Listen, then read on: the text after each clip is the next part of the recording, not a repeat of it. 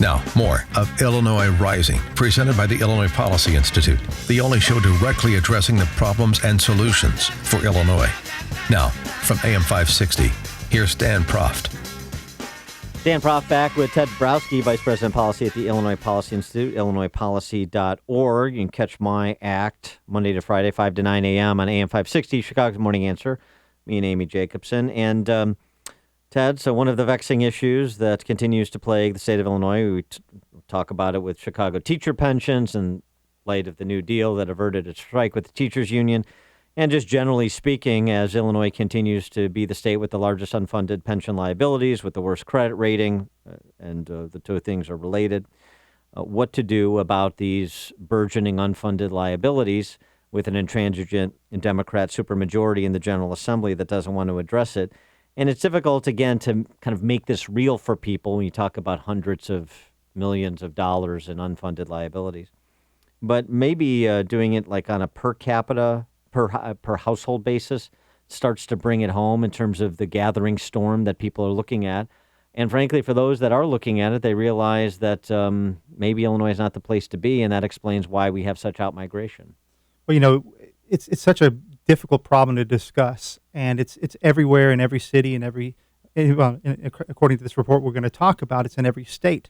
It's a mess, and the problem is again back to people can't connect the dots between the mess their government is making and an eventual tax bill that they're going to continue to pay over the next 30 years. And the issue gets demagogued when you talk about trying to reform pensions prospectively, not taking away benefits anybody's earned, but even prospectively, it's, oh, you don't like police and you don't like firefighters and you don't like teachers, or you don't like state workers or whatever. And of course, that's just sophistry, but it's sophistry that sells, and it allows the status quo to persist. Well, for more on this, we're pleased to be joined by Bob Williams.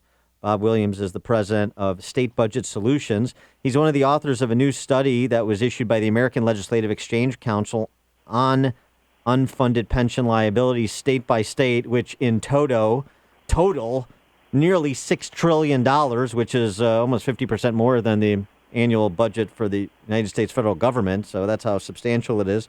Bob Williams, thanks for joining us. Appreciate it. Glad to be with you today. So give us the genesis of the study and what the takeaway is if you're a taxpayer, say in the state of Illinois.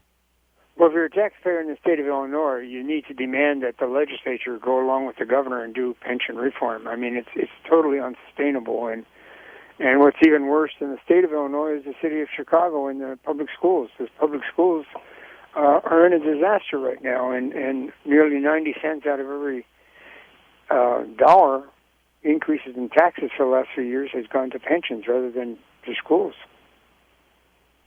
So Bob, you know, we've seen that the Supreme Court has ignored how big this problem is by saying that we can't change pensions, even for benefits going forward. We've seen the legislature do very little. They haven't done any substantive reforms. They've tried to pass some small reforms that the Supreme Court has turned down. I think what people need to understand is that reforms can happen.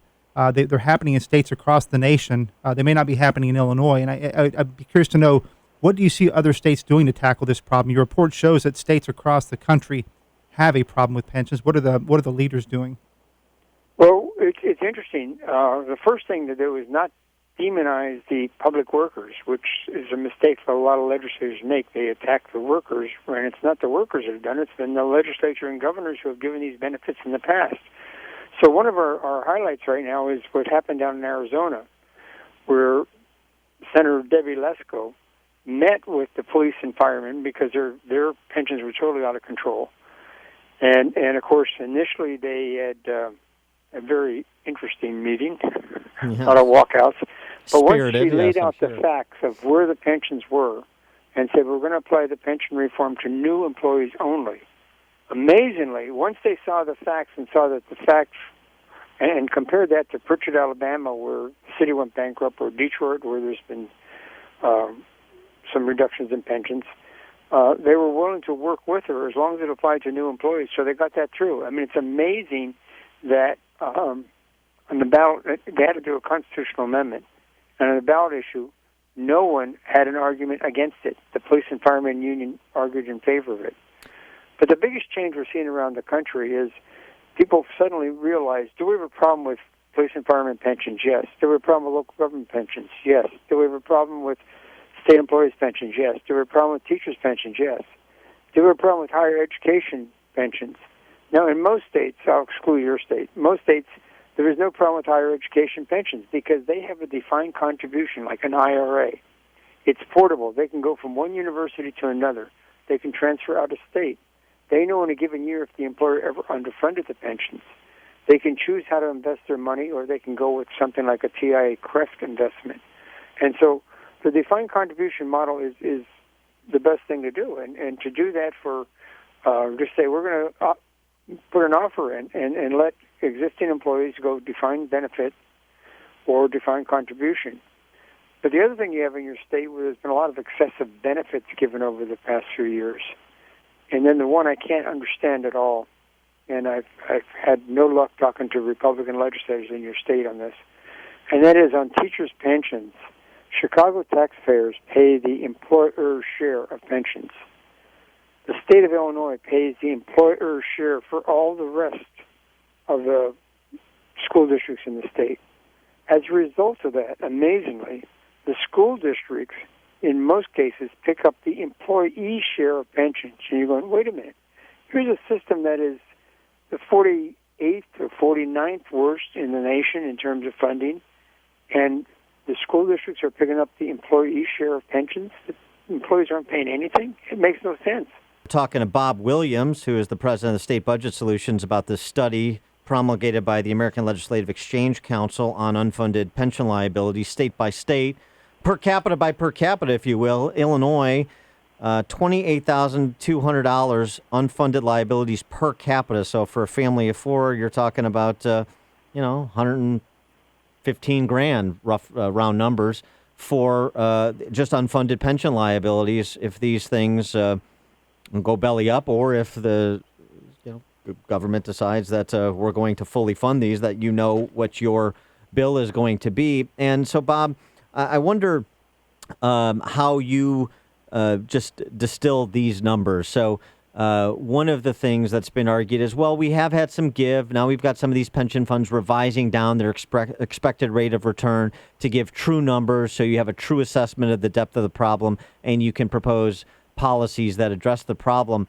Do you still see the expected rate of return as too high and thus masking the depths of the problem in states like Illinois? It's much too high. The average across the country, states are assuming 7.37% return on investment. Tell me where I can get that right now. Yeah, right. The Society of Actuaries has recommended a risk-free rate, which comes out to 2.344%. And even Moody's keeps lowering theirs. Moody's says the highest it should be is 4.3%, but they're even saying that is too high. And, of course, your state and New Jersey are trying for a record of how many downgrades they can get in credit ratings by the 3 credit rating agencies, which is incredible. But you and your team at Illinois Policy has done some excellent work on this. You point out that currently about 25% of the state budget is going to pensions. I mean, this is totally unsustainable. Now, let me ask you this. You mentioned about this reform in Arizona where the legislators got together with police and fire officials, and they agreed on a plan to deal with prospective employees. A state like Illinois, can we bend the cost curve and dig ourselves out over the course of the next couple of decades by just applying reform to employees prospectively? Is it possible? Well, it's possible. It'll take a longer time. What I would do is have the one for new employees, but at the same time give existing employees an option, and make sure you cut off all the ballooning of pensions that's going on. That's not a constitutional guarantee. Yeah, Bob, do you see a lot of the spiking that goes on in Illinois in other states, or are we just the best at it? You're not the best at it. There's I'd say there's 6 or 8 states that are really misusing the system. California and, of course, New Jersey. New Jersey's racing you to the bottom. Right, and by that question for listeners, that what we see at the end of a lot of careers of state workers and local workers is that their salaries just get spiked at the very end, so that their pensions jump up a lot, and that, of course, just adds to the cost overall. Yeah, we're seeing, particularly in California, we're seeing cases where retired employees get more in retirement than they ever earned as a full-time employee. Yeah, I mean, so, the other thing, too, the nice thing about a 50-state ranking is you go and you look, okay, the states that have the lowest unfunded liabilities per capita, the lowest unfunded liabilities overall, states like Tennessee and our neighbor to the east, Indiana, Wisconsin, Nebraska, North Carolina. What are public sector unions or the bosses here to say? That those states don't respect their public sector workers? I don't hear of revolts of public sector workers in those states. So if the state can provide public sector workers with good salary and good benefits and manage the obligations they're incurring the way that some of the states I just mentioned do, then why can't Illinois do the same thing? They can. And in fact, the thing that really gets me is the National Education Association offers a defined contribution option for their headquarters staff.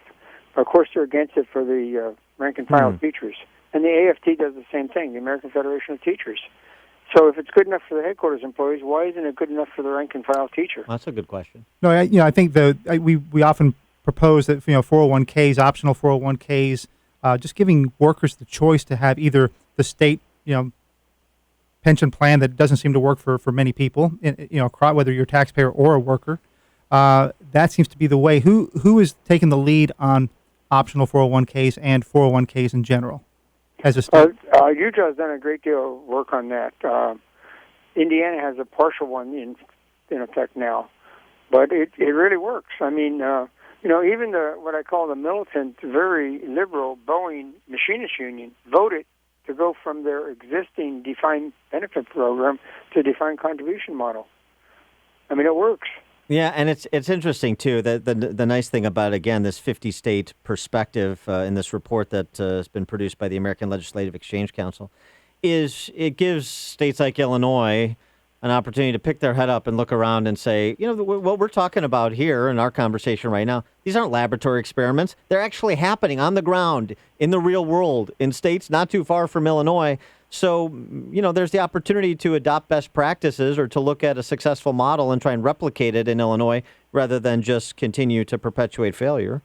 Right, and I'm not sure what the requirement for teachers to vest in your state is. But, for example, in conservative states like Florida and Texas, a teacher has to be in the defined benefit system 10 years before they're vested. Mm-hmm. Now, if they're in a higher ed defined contribution model, they're immediately vested.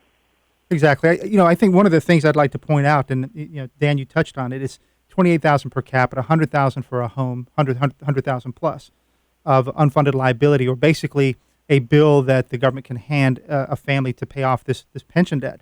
But there's a lot of people who can't afford that kind of money, and so when you think about the ones who can afford it, what that bill really looks like, it's crazy, and it's certainly a reason why people would leave. If you hand me a $500,000 check saying, "Hey, this is your debt for pensions." That's twice the median household income in Illinois. That number, that unfunded liability number for a household of 4 people. All right, he is Bob Williams. He's the president of State Budget Solutions. The American Legislative Council report that we've been referencing, Unaccountable and Unaffordable 2016, which details unfunded pension liabilities state by state, per capita by per capita. Bob Williams, thanks so much for joining us. Appreciate it. Thank you.